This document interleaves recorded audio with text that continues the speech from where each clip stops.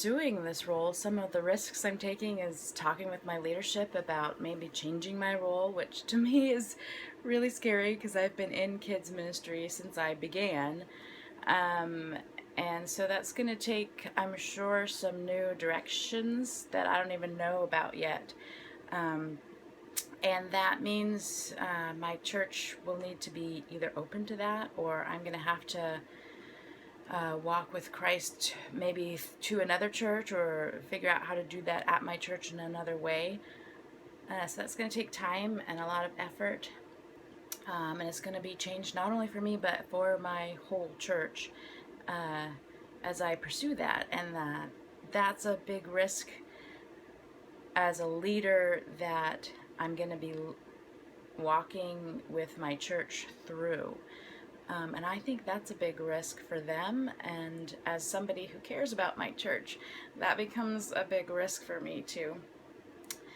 It also means I'm going to pursue a doctorate, and that's going to be a lot of time and effort. I'm going to start at Asbury in the D-Min for leadership and preaching, which means I need to find preaching roles, and in my denomination that is challenging.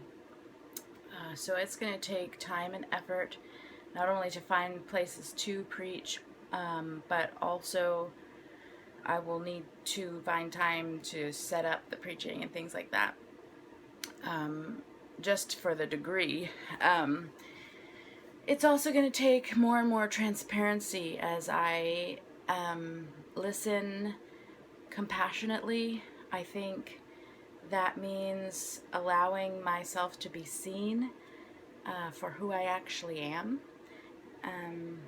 And I think in The Cure, he said, what if it was less important that anything ever gets fixed than that nothing has to be hidden? And that really hit me as something I need to grow in. And that's a big risk because it means giving up control.